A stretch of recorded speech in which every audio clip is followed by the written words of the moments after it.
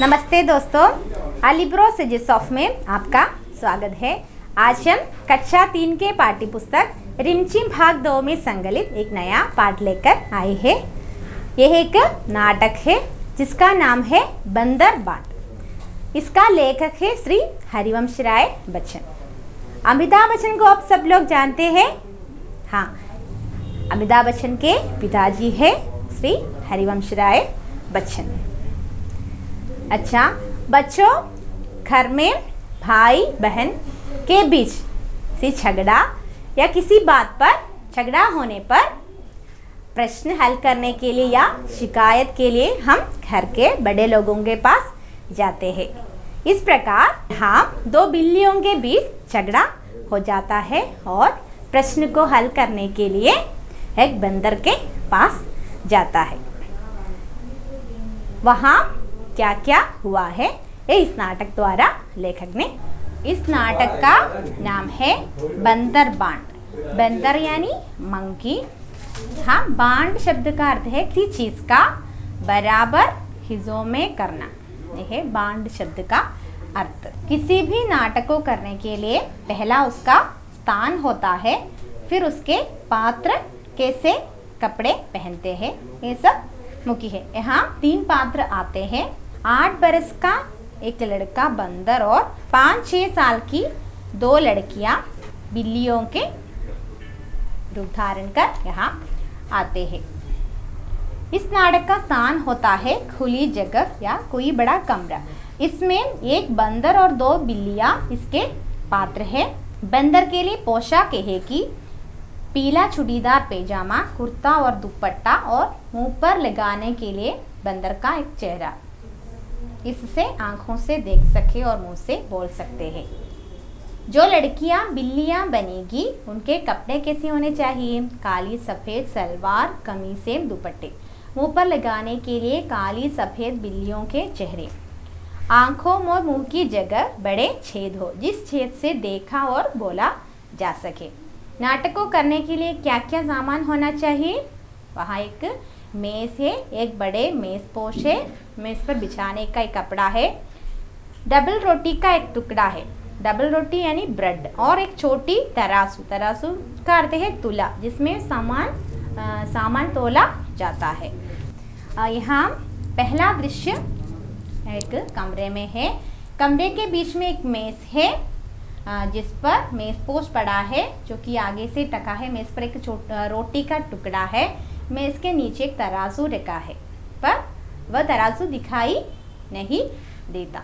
इस तरह का दृश्य रहेगा। वहाँ म्याऊ म्याऊ की आवाज़ होती है और दाहिनी तरफ से काली बिल्ली और बाईं तरफ से सफ़ेद बिल्ली प्रवेश करती है।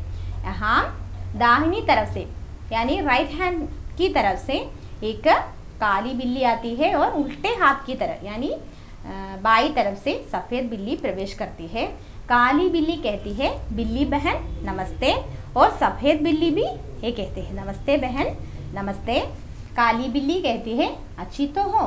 सफ़ेद बिल्ली इसके उत्तर में कहती है अच्छी क्या हूँ, भूखी हूँ। सफ़ेद बिल्ली कहती है मैं तो बहुत भूखी हूँ। काली बिल्ली कहती है मैं भी भूखी हूँ, मुझे भी बहुत भूख लग रही है। और इसके उत्तर में सफ़ेद बिल्ली कहती है खाने को कुछ ढूंढ रही हूँ। काली बिल्ली उस खोज में मैं भी निकली हूँ। वह काम करने के लिए यानी खाने ढूंढने के लिए मैं भी निकली हूँ। और सफ़ेद बिल्ली कहती है मुझे महक रोटी की आती, अर्थात मुझे रोटी की खुशबू बहुत आती है। काली बिल्ली हाँ मेरी भी नाक बताती है कि पास कहीं कोई रोटी रखी है। सफ़ेद बिल्ली कहती है रखी मेज़ पर। मेज़ पर जो रोटी रखी है उसको मैं जल्दी से पकड़ लेती हूँ, इससे पहले कोई आ जाए। से पहले कोई आ जाने से मुझे रोटी नहीं मिलेगा, इसलिए मैं वहाँ पहले जाकर यह रोटी ढूंढ लेती हूँ। तो काली बिल्ली कहती है तू डर, मैं तो लेने चली। सफ़ेद बिल्ली कहती है ठहर, कहाँ भागी जाती है रोटी लेकर। हाँ, सफ़ेद बिल्ली इस प्रकार कहती है तुम रोटी लेकर कहाँ भागती हो, रोटी तेरी कैसी तेरी होती है। और सफ़ेद बिल्ली कहती है मैं ना दिखाती तो तू जाती। वो काली बिल्ली कहती है, अच्छा क्या मैं खुद न देखती, क्या मेरी दो आंखें नहीं है, डरती थी उस तक जाने में। काली बिल्ली सफ़ेद बिल्ली से कहती है, उस तक जाने में तुम्हें डर है क्या, रोटी मेरी है। इस तरह काली बिल्ली सफ़ेद बिल्ली को डरा देती है। तो सफ़ेद बिल्ली कहती है, रोटी कहे दे रही मेरी, मैं ले जाने तुझे न दूंगी। सफ़ेद बिल्ली कहती है, मैं तुझे रोटी न दूंगी। तो काली बिल्ली कहती है, देख राह से मेरी हट जा, ले जाऊंगी तुझे न दूंगी। काली बिल्ली बताती है कि मेरी रास्ते से दूर हो जाना, क्योंकि ये रोटी मेरी है। तो इसके उत्तर में सफ़ेद बिल्ली कहती है, देखूं कैसे ले जाती है, जो पहले देखे हक उसका है रोटी पर। अर्थात किसने रोटी पर पहले देखा हक उसका है। काली बिल्ली पहले दौड़े, दौड़े के ले पहले उसका हक रोटी पर पहला हक मेरा। अर्थात पहले कौन दौड़कर ले लेता है रोटी पर अधिकार उसको होता है। तो सफ़ेद बिल्ली कहती है, मैं कहती हूँ ये मेरी रोटी है। काली बिल्ली भी इसी तरह कहती है, ये रोटी मेरी है। इस तरह दोनों में झगड़ा शुरू हो गया। इस प्रकार दोनों झगड़ती है, रोटी मेरी कहकर एक दूसरे पर गुर्राती है। गुर्राती मीन्स गुस्से में बोलना, बिल्ली गुस्से में बोलता है। इस प्रकार उस समय कमरे में अगला दृश्य है बंदर का प्रवेश। उस समय कमरे में एक बंदर आता है। बंदर पूछती है, क्यों तुम दोनों झगड़ रही हो, तुम कहती हो रोटी मेरी। सफ़ेद बिल्ली से इस प्रकार कहती है, तुम कहती हो रोटी मेरी। और काली बिल्ली से भी इस प्रकार कहती है, रोटी किसकी, मैं इसका फैसला करूँगा, चलो कचहरी मेरे पीछे पीछे आओ। बंदर उन दोनों बिल्लियों से कहते हैं, अच्छा चलो अदालत चलो। कचहरी का अर्थ है अदालत। चलो अदालत चलो, जहाँ पर सही और गलत का फैसला किया जाता है। बंदर दोनों से छीनकर रोटी अपने हाथ में लेकर चलता है। बंदर ने क्या किया, उस बंदर ने दोनों बिल्लियों से रोटी छीनकर अपने हाथ में लेकर चलता है। दोनों बिल्लियाँ पीछे पीछे जाती है। और दूसरा दृश्य है कि एक बंदर की कचहरी है। कचहरी यानी अदालत। बंदर मेज़ पर बैठा है, रोटी का टुकड़ा सामने रखा है। दोनों बिल्लियाँ मेज़ के सामने इधर उधर खड़ी है। बंदर मेज़ पर बैठा है, उसके पास एक रोटी का टुकड़ा भी है। दोनों बिल्लियाँ वही मेज़ के सामने खड़ी है। बंदर सफ़ेद बिल्ली से कहती है, बोलो तुमको क्या कहना है। सफ़ेद बिल्ली कहती है, श्रीमान पहले मैंने ही रोटी देखी थी, इससे रोटी पर पूरा हक मेरा बनता है। सफ़ेद बिल्ली ने बंदर से कहा, मैंने पहले रोटी को देखी, इसलिए ये रोटी मुझे देना है, ये रोटी मेरी है।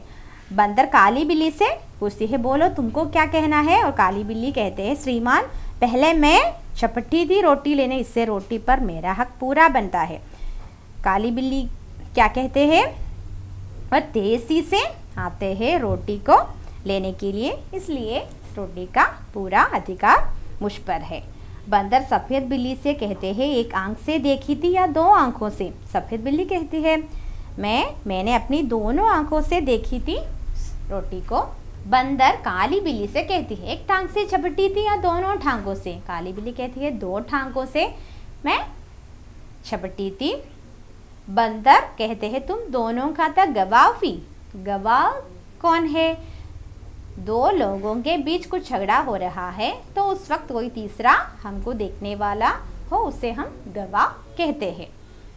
दोनों बिल्लियाँ कहते हैं, कहीं ना कोई ना कहीं, वहाँ कोई नहीं था, ऐसे कोई गवाह नहीं था वहाँ।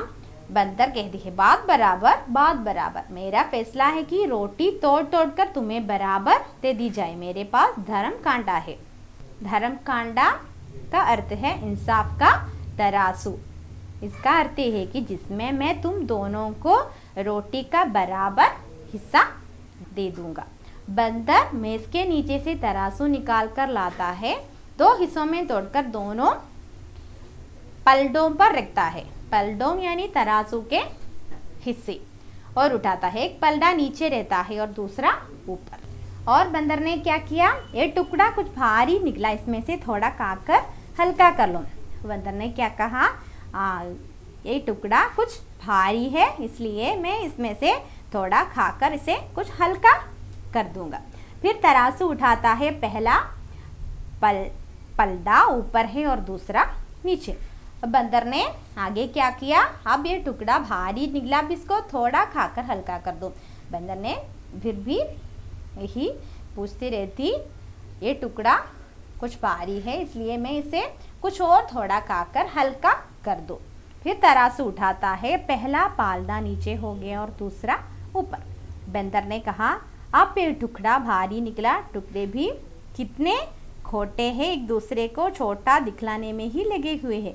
मुख दग गया बराबर करते करते और तराजू उठाकर हाथ दग गया। बंदर ने कहा, ये टुकड़ा अब भी भारी निकला है, एक दूसरे को छोटा दिखलाने में ही लगकर मेरा हाथ थक गया और बराबर करते करते मैं थक गया। बिल्लियों को बंदर की चालाकी का पता चल गया। हाथ मलती हुई बड़ी उदासी से एक दूसरे को देखती हुई उन बिल्लियों को बात समझ में आई और पछतावा होना। हाथ मलती यानी पछतावा होना। अब बिल्लियों को अपनी गलती का एहसास हुआ। सफ़ेद बिल्ली कहती है, आप थक गए, अपने उठाए और तराजू। काली बिल्ली, बचा कुछा जो उसको दे दे, हम आपस में बांट खाएगी। काली बिल्ली बंदर से कहती है, हम बचा कुछा जो उसको दे दे, बाकी हिस्सा है तो हमें दे दे, हम आपस में बांट खाएगी। बंदर ने कहा, नहीं नहीं, तुम फिर झगड़ोगी, मैं झगड़े की जड़ को ही काटे देता हूँ। बंदर ने उन बिल्लियों से कहा, झगड़े की मुख्य वजह को ही काटे देता हूँ मैं इस टुकड़े को भी खा लेता हूँ, बाकी रोटी की बाकी हिस्सा है वो मैं खा लेता हूँ। इतना कहकर बची कुची रोटी भी बंदर खा जाता है और तराजू लेकर भाग जाता है। और दोनों बिल्लियों ने क्या किया, आपस में झगड़ा कर बैठी, बुद्धि अपनी खोटी, अब पछताने से क्या होता, बंदर हड़पा रोटी। इसका अर्थ क्या है, बिल्लियों को समझ में आई कि हम दोनों झगड़ा करने के कारण हमारा दिमाग कोई काम नहीं करती, अब पछताने से कोई फायदा नहीं है। बंदर उसके सामने से ही उसकी रोटी। बच्चों, बंदरबान नामक नाटक यही खत्म हो गया है। अगले क्लास में हम एक नया पार्ट लेकर आएंगे। अगर तुम्हें कोई डाउट है तो हमें मेल बॉक्स में ज़रूर मैसेज भेज देना। धन्यवाद।